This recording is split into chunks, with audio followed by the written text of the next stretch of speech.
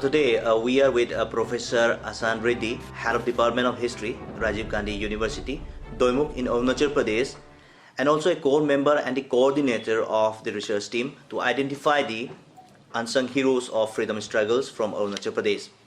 The team has recently submitted its report to the state government, and a coffee table book of the same was presented to the President of India during her visit to the state on the occasion of the Statehood Day celebration of Arunachal Pradesh on February 20 last month. We will try to know from Professor Riddi on how the team laid out the research strategies and its modalities. Welcome to Northeast Diary Program, sir. Thank you. This project was very important project, sponsored by the state government. Okay. And responsibility was given to Rajiv Gandhi University. Okay. And Rajiv Gandhi University entrusted this project to the Department of History. I, being a head of department, I am the coordinator of this project, entire project. And since this is an area of the history, we followed the established historical method of doing research to find out these freedom fighters. First thing what we did is that we conducted the first workshop. In that workshop, and we formed the committee, subcommittee. We divided ourselves into a 4 subcommittee, one from the western, another from the middle one, another from the middle 2, another from the eastern zone. We divided into the 4 group, and thereafter what we did, we formulated the what should be the our strategy of doing research. We discussed that, and thereafter second method was that we made a pilot survey, and we gone to the community. We held a meeting. Meeting was organized by the district administration, attended by the intellectual, community leader, clan-based leader, academician, all over the people from all over the area. And there we briefed our objective of doing research. We told them this is our objective, and we took a feedback from those community. Basically, idea is to inform the community and get the lead information from there. And thereafter, what we did, we visited the institutions like National Archive New Delhi, West Bengal Archive Kolkata, Assam State Archive Dispur, the State Archive at Itanagar, even the Asiatic Society Kolkata. We visited to the cellular port to collect the colonial record, official document. And thereafter, we came back here and we spent more than the month in those areas and with different groups. And thereafter, we made an extensive field work. We visited to the everywhere where there is a people who can tell us, and villages where the incident was happened, and place where the wet lodge port, place where this incident started, and we with the consent of the respondent, and we interviewed the respondent, we videographed it, we audiographed it, so those are with us, and we collected this. This is called the oral narrative, oral history. Sir, and this was collected by, yes. Sir, you say that oral history, yes. That means basically our the tribals of Arunachal Pradesh, we don't have scripts of our own. So yes, right. So what happened, written literatures from the past, we won't find it. Then things are passed on orally as legends. Yes. So doing research where we passed, which is at least some written literature, is always easy. Yes. Comparatively. So like oral communication tends to get distorted in times, right. or just get exaggerated. Yes. So how challenging was it for your team in verifying the facts and bringing out the actual story of this? Yes, as you said that the oral history, oral narrative gets changed, get distorted. So we do not totally or completely rely on the oral history. Oral sources has to be corroborated with the written sources. Therefore, we collected the books, articles, whatever published material available. You can see that lots of books are there related to that project, and we read that. And thereafter, what we did, we still were some kind of the incomplete kind of feeling was there. Then after we went to the United Kingdom, we stayed there for more than around a month. and we spend most of our time in the British Library. and particularly in Asian and African section, and who collected lots of the information. Take example manuscript, then take example official correspondence, take example telegraph note, take example of parliamentary debate, take example of the map, take example of the sketch, take example of photograph. Lots of the information we collected. Not only from British Library, we visited the British Archive, British Museum, River Spitz Museum in this Oxford also. And with those sources, we corroborated the oral sources. Thereafter, we come to the conclusion that these are the people who fought war against the British colonialism and attempted colonialism. And we have found in total 220 freedom fighters. And out of that, we categorize into the three. First is the freedom fighter hero, second is a freedom fighter martyr, third is a freedom fighter. And this is our finding. Well, then there must be lots of challenge doing this mammoth task. So can you share some of those which you and your team had to face while carrying out First the project? challenge is what I found that is the shortage of time.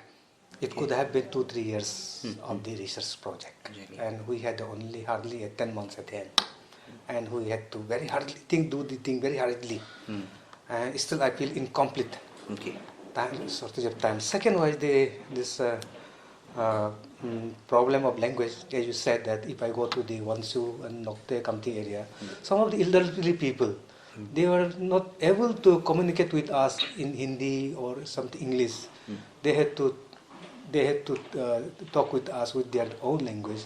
Of course, translator was there, but still some gap I felt missing there. And second challenges was this official document. Some of the calligraphs British administrators have written, and beautifully written, but very difficult to read. Okay, we have not habit of that, and this is the one problem. And third problem is a photograph. Photograph we have through online we have acquired it, but without the description they send it. So we are not able to find out which incident, what person that, who is that, and when it is related to what. It's another challenge. And this another challenge is the problem of this weather condition, and we had to do the research at the rainy and road blockade, so many things. It was the kind of this natural thing, but still it's a kind of obstacle. It was obstacle. Sir, you mentioned about the British, some of the pictures which you have collected from the United Kingdom. So many people wants to take photographs, as you have done photo exhibition at the assembly. Many people have already taken the pictures, but I don't think many of the people have read that one of the thing which was written there, you cannot use it on social media. So what is this about? Why have you written that thing? Yes, there during our exhibition we have written that no photograph is not allowed, and because this photograph we acquire by online, processing online from the British Library, and we have not obtained the copyright for the reproduction, and we have purchased just for the references purpose only. And if anybody has photographed that, and if they have published in social media or any reproduction, any kind of reproduction, if it comes to knowledge of the British Library Authority, and if they make any kind of the legal suit, then that person will be responsible for it. I, as individual, I'm very happy through your channel, through your our discussion. I want to pass the message to the people that please don't use it or don't make it available for the third person, and it should be kept with you only. And if you leak it, if you pass on to third person, if it is published and if they make a suit, and it will be owned by you, not by our research team. And our research team has clearly written that photograph is not allowed. If you have photograph, that means you have illegally obtained it. Yes. That means you that though the one has photographed it, but you cannot reproduce it on social media or in any public platform. But what about the details, the informations about those freedom fighters? Can they? What about this? Freedom fighters photograph? No, not about the photographs. I'm speaking about those details. Details. Yeah. Details we are having document. We have document detail we are having. Can it be used by the people? Except the photograph? Yes, it can be used by people, but there is a modality.